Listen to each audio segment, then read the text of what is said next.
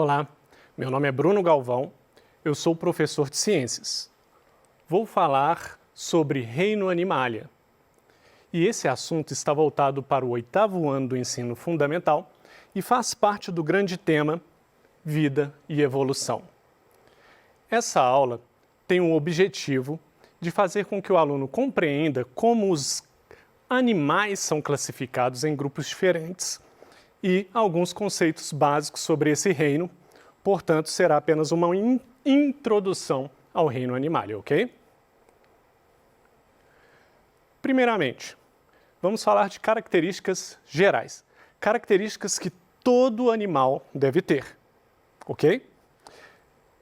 Primeiro, os animais, eles são seres que possuem células com núcleo bem definido por membrana nuclear.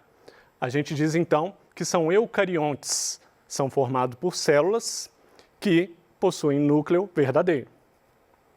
Os animais também são pluricelulares. Então, os animais não são formados por uma única célula. São várias células juntas formando um organismo, formando um animal. E os animais também são heterótrofos, ou seja, esses animais, eles precisam de se alimentar de outros seres vivos. Lembrem que na última aula nós falamos do reino Plantae, que são organismos, seres vivos capazes de fazer fotossíntese, fabricam o próprio alimento. Aqui não, os animais todos precisam de se alimentar de outros seres vivos. Outras características, os animais, eles são encontrados tanto em ambientes terrestres quanto em ambientes aquáticos. A maioria dos animais apresenta formação de tecidos. Os tecidos, então, são vários tipos de células juntas que desempenham funções que se correlacionam. Além da formação de tecidos, tem outra característica também comum no grupo dos animais. A maioria são móveis, podem se movimentar, assim como nós nos movimentamos, as formigas se movimentam, as abelhas se movimentam. Então, a grande maioria dos seres vivos pertencentes ao reino animalia são capazes de se mover. Eu gostaria que você prestasse bastante atenção nessa figura, porque para entender melhor a classificação de seres vivos dentro de um reino, como é o caso do reino animalia, para entender como esses grupos são divididos, é bom entender também quais são essas divisões básicas usadas pelos cientistas para classificar animais, ok? Vamos olhar aqui nessa figura. Essa primeira barra da figura, que está escrita à direita dela, reino, então essa grande barra, a maior barra que está aí, a primeira barra, está representando um reino.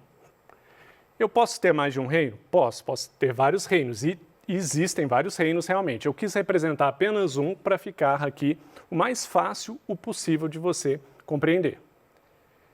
Abaixo de reino, tem outras duas barras, que eu identifiquei como barra 1 e barra 2.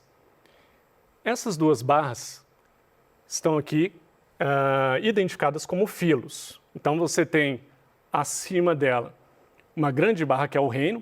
Dentro desse reino, você tem os filos. Ah, eu só tenho 2 filos? Não, eu posso ter vários filos. Aqui eu representei 2 por uma questão de simplicidade, de facilitação. Quando você olha para o filo 1, eu identifiquei filo 1 e filo 2. Dentro do filo 1, abaixo dele aí, tem mais 3 barras que representam classes. Mais uma vez vou repetir, não necessariamente vai ter só 3 classes dentro de um filo, mas aqui eu representei 3 classes. E reparem também que o tamanho das barras são diferentes. Uma classe não necessariamente tem a mesma quantidade de seres vivos que a outra classe. Agora, olhando dentro da classe 1, olha lá para a classe 1 que está bem à sua esquerda. Dentro da classe 1, eu representei aqui 4 ordens, que eu vou repetir, pode ser mais de uma ordem, pode ser várias ordens, pode ser 10 ordens, pode ser 20 ordens, aqui eu representei apenas 4, dizendo aqui que dentro de uma única classe tem várias ordens. E quando a gente olha para a ordem 1, olha lá, tem ordem 1, 2, 3, 4. Ordem 1 à esquerda aí. Dentro da ordem 1 eu representei 2 gêneros. Então, dentro desse grupo, tem outros 2 subgrupos, que são gêneros. E dentro do gênero 1, a gente tem várias espécies. Então, o que é importante a gente compreender aqui?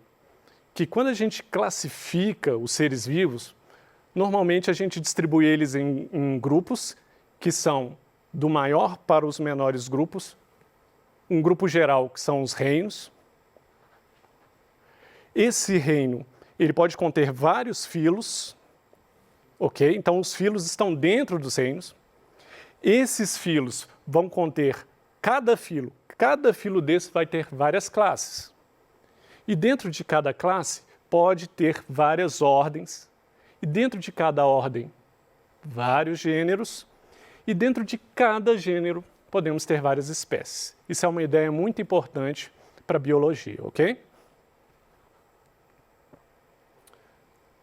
Agora vamos ver como que são classificados os animais. Nós vamos destacar aqui apenas um ponto de vista, nós vamos destacar aqui apenas uma forma de classificação. Existem outras características que são usadas para classificar os animais, mas eu vou destacar aqui a classificação por simetria corporal. Existem 2 tipos de simetria corporal. Simetria bilateral, que é quando tem apenas um plano de simetria, logo você vai poder ver isso em uma figura para entender melhor, e a simetria radial, que tem vários planos de simetria. Então, temos simetria bilateral, bi de 2 lados, né? Bilateral, 2 lados. É o caso, por exemplo, de nós seres humanos. Se eu fizer uma linha aqui dividindo o meu corpo no meio, eu tenho do lado esquerdo um olho, uma orelha, né? Um braço, uma perna, e do lado direito eu tenho também a mesma coisa, um olho, uma orelha, um braço, uma perna. Então, bilateral, 2 lados iguais, não é isso? Vamos ver nessa figura aqui que eu representei com uma coruja. Reparem que eu passei uma linha aqui preta no meio do corpo dessa coruja e nós temos basicamente 2 lados iguais. E eu não tenho como dividir essa coruja de outra forma, eu só consigo dividir ela com essa linha vertical e aí eu vou ter 2 lados iguais. É isso que a gente chama de simetria bilateral. Agora, como exemplo de simetria radial, um dos exemplos mais usados e que normalmente facilita para que o aluno possa entender esse tipo de simetria é o da estrela do mar. Aqui eu coloquei uma figura da estrela do mar para você observar, mas nós vamos olhar no próximo slide, que eu fiz um desenho representativo dessa estrela do mar, para a gente tentar entender a simetria radial. Reparem nessa figura aqui, que fala de simetria radial. Vamos olhar. Essa primeira estrela, à esquerda de quem está observando, repare que eu fiz uma linha vertical, né? Uma linha em pé dividindo essa estrela em 2 partes. Agora repare que a parte esquerda da estrela é idêntica à parte direita, se eu dividir ela. Agora veja essa estrela que está no meio, a próxima estrela. Eu fiz um outro plano de corte nela, mais na diagonal. E mesmo dividindo essa estrela, que aqui eu estou representando a estrela do mar, num outro plano, eu continuo tendo 2 partes iguais. Ainda coloquei aqui uma terceira estrela do mar, uma representação dela, fazendo ainda um corte diferente, de outro ponto de vista, e mesmo assim nós temos de novo 2 partes iguais. Então, é isso que diz a simetria radial. A simetria radial, se você pegar um organismo vivo, no caso um animal, e fizer vários planos de cortes, você sempre vai ter 2 lados iguais. Essa é a ideia, então, de simetria radial. Bom, aquele foi um dos critérios principais de classificação, simetria corporal. Existe também algumas questões fisiológicas que nos ajudam a distinguir alguns tipos de animais de outros, que são características de cada grupo ou de vários grupos. Quando a gente fala em fisiologia, a gente está falando do funcionamento dos organismos. Quando a gente pensa em funcionamento, a gente pode pensar em todas essas características aqui, ó, digestão, trocas gasosas, excreção, circulação e transporte, reprodução e sistema nervoso. Vamos ver um a um.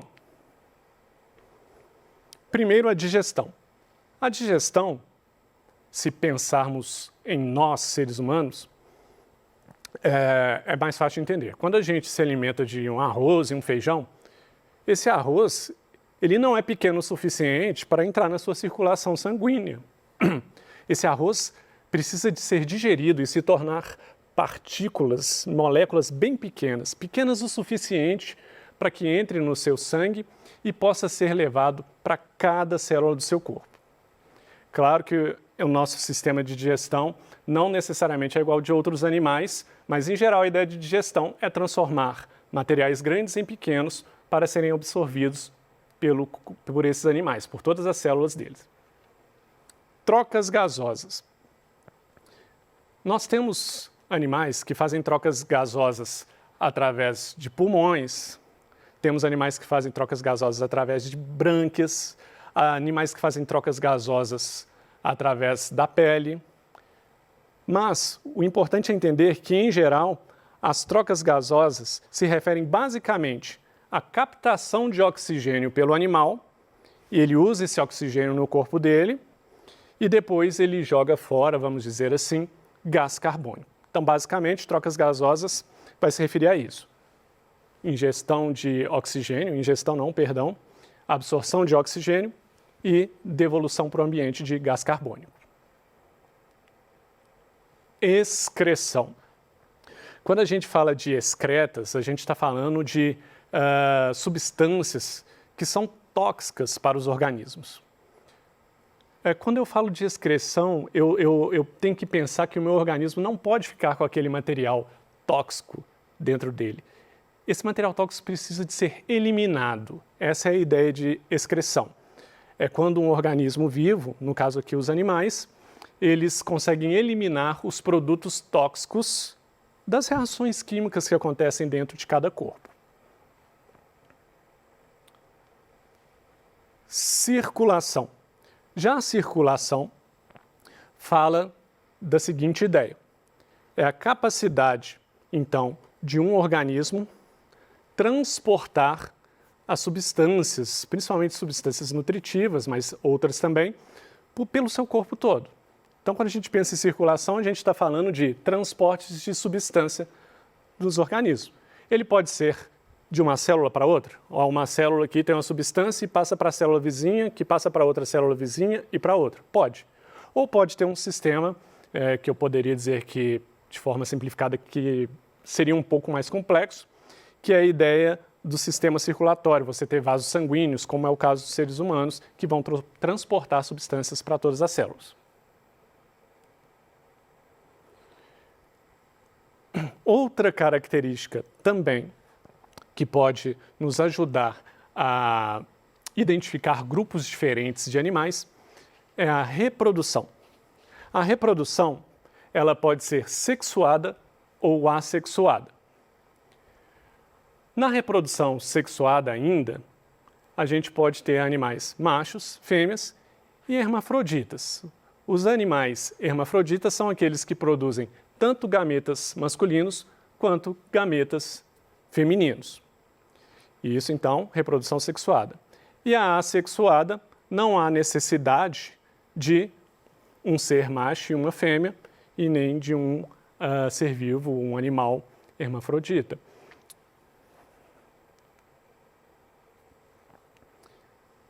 Finalmente, a última característica que eu vou citar para vocês sobre a fisiologia que nos ajuda a distinguir grupos de animais, que é o sistema nervoso. O sistema nervoso, ele é fundamental na regulação e coordenação de várias funções. Só com essa frase eu já resumo muito bem o sistema nervoso. Todas as funções de um organismo vivo, no caso de animais, tá? Que tem sistema nervoso, todas as funções dos animais estão reguladas pelo sistema nervoso de alguma forma. Algumas muito bem reguladas, outras recebem menos influência e existe até características nos seres vivos que não dependem necessariamente do sistema nervoso, dependendo do tipo de grupo que estamos falando. Então essa é a ideia de sistema nervoso e é esse sistema nervoso que permite que os animais interajam com o meio ambiente, com o meio em que estão, com o meio externo, porque esse sistema nervoso permite que ele reconheça todos os acontecimentos externos e ele possa processar e responder a esses estímulos externos.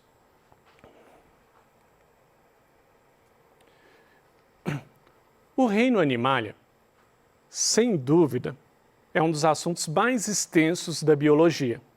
Então, você precisa de ter muita calma e tranquilidade. Nós vamos tentar ver da forma mais tranquila possível. O reino animalia é dividido em 9 filos. Lembra que a gente tem reino e depois dentro do reino pode ter vários filos? Aqui, no reino animalia, nós temos 9 filos. Vamos ver aqui. Poríferos, quinidários, platelmintos, nematelmintos, moluscos, anelídeos, artrópodes e equinodermos. Eu falei os 8 primeiros, porque esses 8 fazem parte de um grupo que a gente chama de invertebrados. Esse grupo ele é apenas uma classificação didática, ok? A classificação científica mesmo é em filos. E, finalmente, o último grupo aí, que é o filo dos cordados, que é também chamado de vertebrados, ao qual nós fazemos partes. Nós somos, então, pertencentes ao filo cordados e somos considerados, então, vertebrados. Vamos falar rapidamente sobre os invertebrados e os vertebrados, mas esse assunto, como ele é um assunto muito grande, nós vamos tratá-los de forma mais cuidadosa nas próximas 2 aulas. Nós vamos falar de invertebrados e depois de vertebrados. Os invertebrados têm como características gerais a ausência de ossos, eles não possuem ossos. Podem possuir estrutura rígida ou ter corpo mole. Essa estrutura rígida que está aqui não quer dizer que são ossos, ok? Estrutura rígida pode ser uma camada de quitina em insetos, por exemplo, que deixa aquele inseto com uma casca um pouco mais rígida ou dura, vamos dizer assim. É o grupo mais diverso de todos, é 95% do reino animalia, em média, tá? Temos como exemplos abelhas, caracóis e minhocas. Os invertebrados, eles podem ser terrestres ou aquáticos. Temos aqui como exemplo de terrestres as próprias abelhas e caracóis e minhocas que eu citei. E aquáticos temos água-viva, polvos, corais, estrelas do mar. Finalmente, os vertebrados. Os vertebrados, eles têm como características gerais a presença de ossos. Daí o nome deles. Esse grupo foi chamado de vertebrados para facilitar a didática quando nós tratamos desses filos de forma mais tranquila, porque vertebrados nós só temos um filo, que é o filo cordados. Eles possuem ossos, vértebras, né? Quando a gente pensa em vértebra, a gente pensa em ossos e daí o seu nome. E essas vértebras, esse esqueleto protege os órgãos. E com órgãos protegidos e que dão mais sustentação para o corpo, você consegue ter animais de porte maior. Então, os animais de porte maior conseguem ter esse tamanho que tem, como nós seres humanos, leões, que são grandes animais, elefantes, porque têm vértebras, ossos para sustentar esse tamanho deles. E eles são cerca apenas de 5% do reino animalia. Dentro dos vertebrados, nós ainda vamos estudar isso com mais detalhes. Nós temos peixes, anfíbios, répteis, mamíferos e aves. Quais foram os pontos principais? Eles são pluricelulares, eucariontes heterótrofos. Eles são classificados por simetria corporal, é uma das classificações, existem outras formas de classificar. Caracterização por fisiologia também nos ajuda a separar esses grupos. E nós temos como grupos principais invertebrados e vertebrados. É isso que eu queria falar para vocês hoje. Eu agradeço a todos e desejo um bom estudo.